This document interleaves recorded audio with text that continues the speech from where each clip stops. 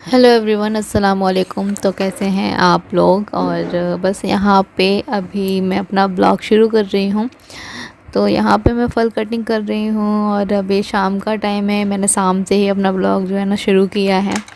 तो गाइज़, आज जो मैं आप लोगों से बात कहूँगी, मतलब मुझे कहने में भी इतना ज़्यादा अजीब लग रहा है ना कि हम जब भी ये बातें सुन रहे हैं कोरोना टाइम की, मतलब इतना ज़्यादा दुख होता है ना कि लोग वहाँ कितने ज़्यादा परेशान हो रहे हैं, कितने ज़्यादा किसी ने अपनी माँओं को खो दिया है, किसी ने अपने पापा को खो दिया है, किसी ने अपने बच्चों को खो दिया है।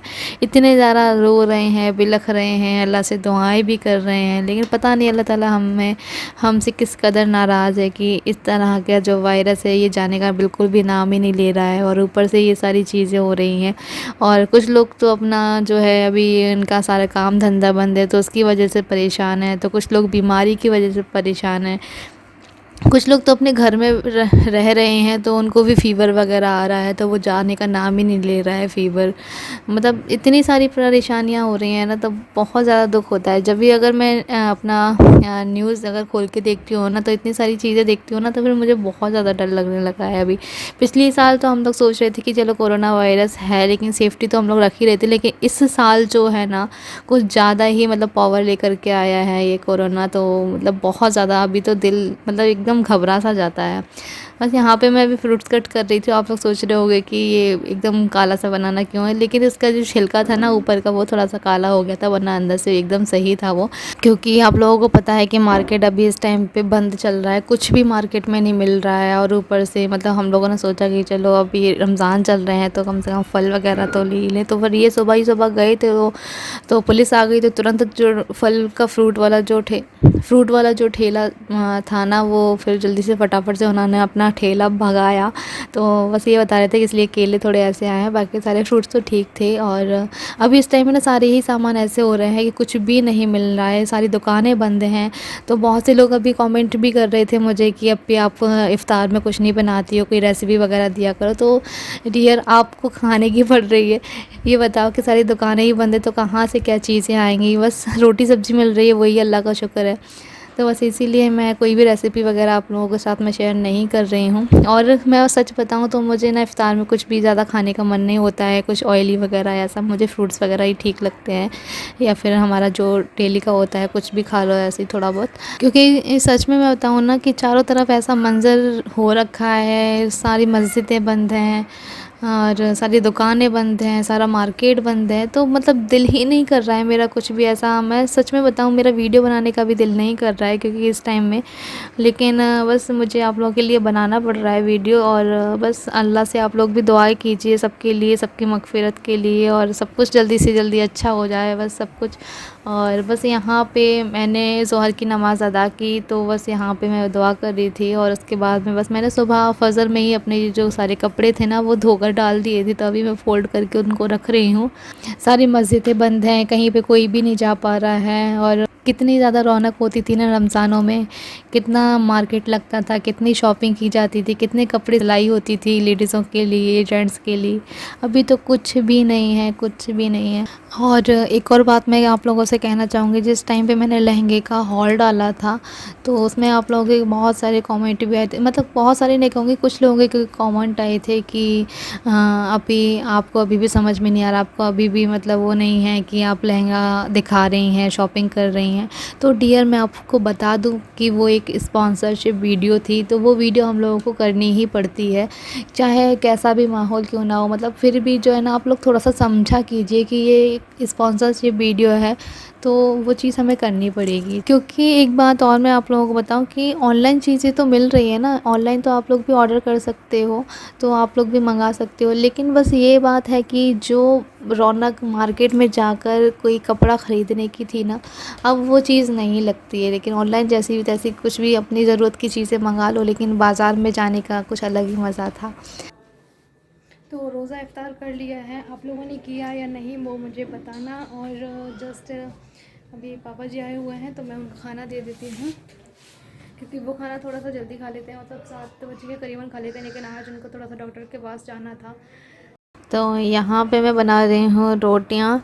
तो पापा जी के बारे में मैं यहाँ पे आप लोगों से बात कर रही थी, लेकिन नॉइस इतनी ज़्यादा आ रही थी पीछे से, तो फिर इसलिए मैंने सोचा कि चलो वॉइस ओवर कर देती हूँ यहाँ पे। तो मैं आप लोगों से यहाँ पे पापा जी के बारे में बात कर रही थी कि पापा जी को जो है ना कुछ दिन से हल्का सा फ़ीवर है उनको। टैबलेट्स वगैरह उनको ला कर दे दी थी, लेकिन उनको जो है ना फ़ीवर अभी जा नहीं रहा है, हल्का हल्का सा फ़ीवर है। तो कल रात में उनको ऐसा हुआ कि उनका एकदम से गला जो है ना सूख गया था। कल रात उनका मेरे पास फ़ोन आया। तो हम लोग फिर जो है ना दोनों हस्बैंड वाइफ गए नीचे, उनको देखा तो फिर उनको ग्लूकोज़ वगैरह घोल करके दे दिया था, तो उन्होंने पी लिया। और उसके बाद में उन्होंने बोला कि अब तुम जाओ, मैं ठीक हूँ। और फिर नेक्स्ट डे जब वो मतलब गए डॉक्टर को दिखाने के लिए, तो डॉक्टर ने बोला कि जो दवाइयाँ आप खा रहे हो ना, तो वो गर्म दवाइयाँ हैं, तो उसकी वजह से गला थोड़ा सा सूख सकता है।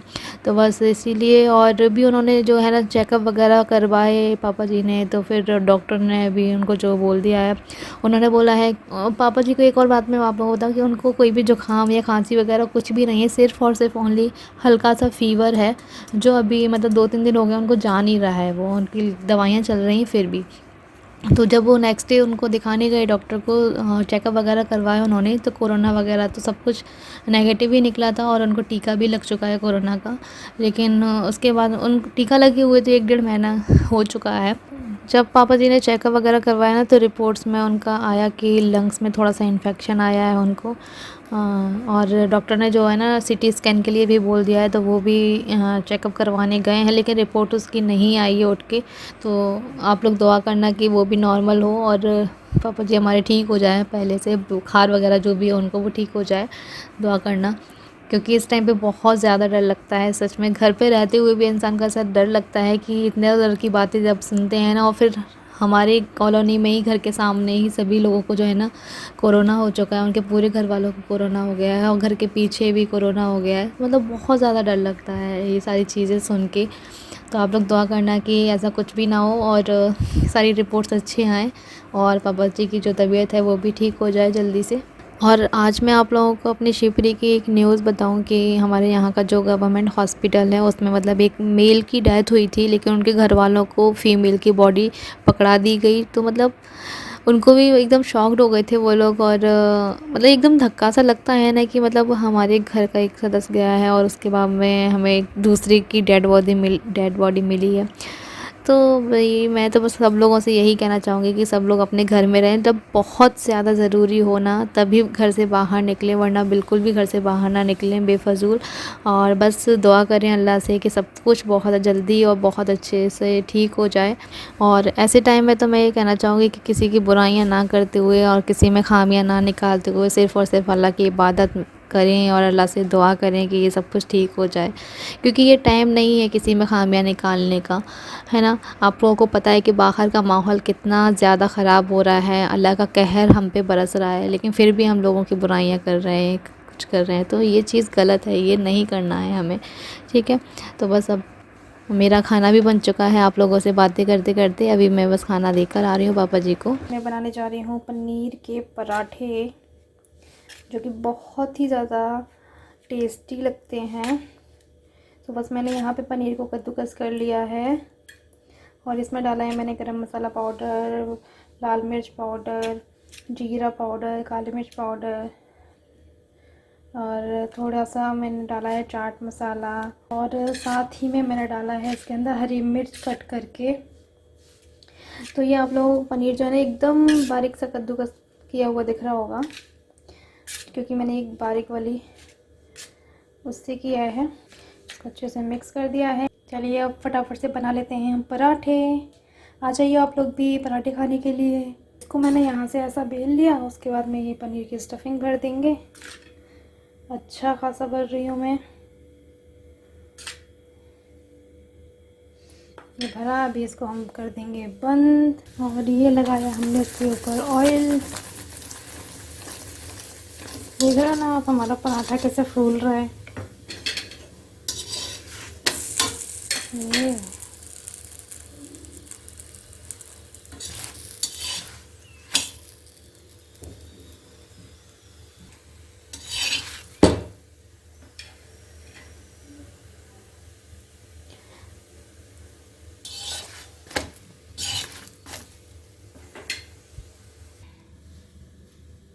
तो यहाँ पे सिक चुका है हमारा ये पनीर का पराठा, बहुत ही टेस्टी सा। और यहाँ पे एक और सिक रहा है। तो जी मैं आ गई हूँ बाबा जी के रूम में। यहाँ पे थोड़ी सी सफाई करने के लिए आई थी, तो बस सफाई हो चुकी है और बस यहाँ पे मैं बैठी हूँ। तो बहुत ज़्यादा अच्छा लगने लगा है थोड़ा सा, क्योंकि इसके नीचे प्याज वगैरह डली हुई थी ना तखत के नीचे, तो वो सारी हटा दी क्योंकि थोड़ी सी प्याज बची थी। और सारा सब कुछ धो दिया है, क्योंकि पापा जी अगर होते हैं ना तो वो हम लोगों को धोने वोने नहीं देते हैं। उनको थोड़ा सा लगता है कि पानी ख़त्म हो जाएगा, पानी बर्बाद नहीं करना चाहिए। लेकिन कभी कभी तो चलता है यार, क्योंकि इतनी ज़्यादा धूल मिट्टी हो जाती है ना, क्योंकि हमारी रोड जो है ना वो चलती हुई रोड है, तो सारे दिन जो है ना हमारे यहाँ पे धूल मिट्टी उड़ती रहती है। तो इसी वजह से मैंने जो है ना गेट वेट पे पानी डाल दिया था, सब कुछ अच्छे से धो दिया है और नीचे का फ्लोर भी धो दिया है और ये बेडशीट वगैरह सब कुछ चेंज कर दी है। तो ये है धुलने के लिए, तो ये मैं ऊपर लेकर के जाऊंगी और फिर मशीन में लगा दूंगी, तो ये धुल जाएंगे। और मुझे एक और काम करना है, यहाँ पे जो आप लोग ये ऊपर जाली देख रहे हो ना, यहाँ पे मुझे एक कार्टून वगैरह कुछ ऐसा लगा देना है ताकि यहाँ से जो है ना मिट्टी वगैरह ना आए। और यहाँ पे मेरे को एक पर्दा लगाना है। बस ये 2 काम करने हैं अभी। लेकिन मैं सोच रही हूँ पापा जी के आने से पहले मैं फटाफट से ये सारे काम कर दूँ, वरना वो नहीं करने देते हैं मुझे। तो बस सफाई तो हो चुकी है, अब मैं ऊपर जा रही हूँ पर्दे लेने के लिए और यहाँ के लिए कुछ लेके आऊँगी, ढूंढ के लाऊँगी कुछ कार्टून वगैरह, उसको कट करके यहाँ पे लगा दूँगी। तो थोड़ी बहुत तो जो है मिट्टी बच जाएगी अंदर आने से, वरना बहुत मिट्टी आती है। तो चलिए फिर अभी मैं जा रही हूँ ऊपर, इन सारे कपड़ों को ले जाती हूँ।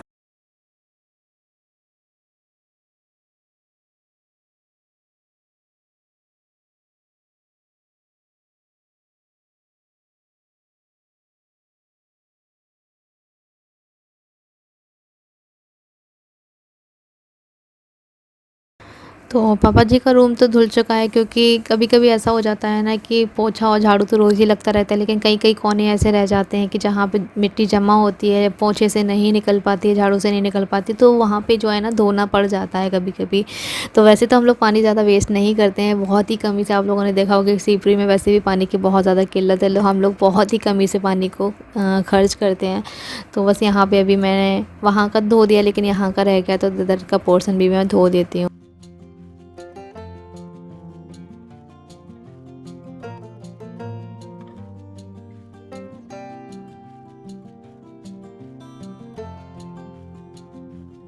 और भी यहाँ पे जो प्याज और वहाँ पे रखी हुई थी तखत के नीचे थोड़ी सी, तो बस अभी मैं इसको ऊपर लेकर के जाऊँगी।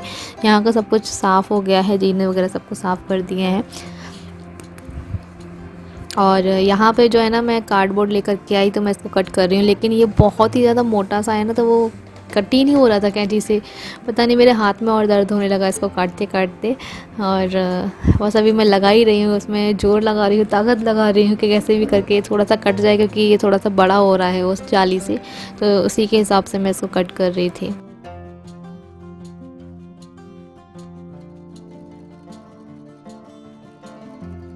तो देख रहे हो ना आप लोग कि कितनी ज़्यादा मेहनत लग रही है इसको कट करने में। फिर मैंने सोचा कि इसको हाथ से ही मैं इसका थोड़ा थोड़ा सा फाड़ देती हूँ, लेकिन वो फटा भी नहीं मुझसे।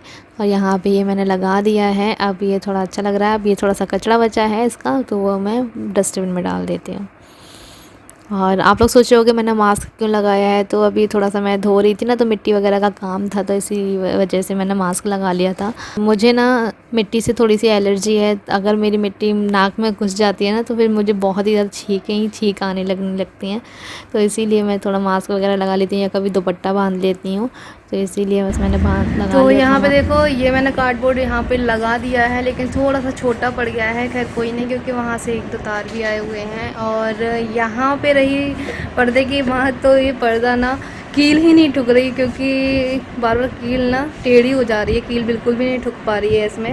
और क्योंकि ये बता रहे थे मुझे कि ना पत्थर का बना हुआ है ना नीचे का, खंडे की दीवारें हैं ना, तो उसकी वजह से ना कील नहीं ठुक पा रही है। तो मशीन जब लाएंगे ना हम लोग, तब ठोकेंगे फिर। तो वैसे तो हमारे यहाँ पे मशीन है छेद करने वाली, लेकिन वो पत्थर के ऊपर काम नहीं करेगी, पत्थर में छेद करने वाली नहीं है, वो सिर्फ दीवार में छेद करने वाली है, ईंटों वाली है या फिर लकड़ी में छेद करने वाली है, तो वो नहीं हो पाएगा उससे। और देखो इंशाल्लाह जब ये लॉकडाउन ख़त्म हो जाएगा या फिर जब भी हम लोगों को लगेगा, तो फिर हम लोग मशीन लेकर के आएंगे, फिर इसमें छेद करके फिर इसमें पर्दा लगाएंगे। यहाँ पे मैं जा रही हूँ ऊपर इनको लेके सारा सामान, क्योंकि ये सारी चीज़ें मुझे धोनी है। वैसे तो ये डेली धुलती रहती हैं, लेकिन फिर भी ये ना इतनी गंदी हो जाती है। चलिए अभी मैं जा रही हूँ ऊपर, ये सारा सामान उठा लेती हूँ।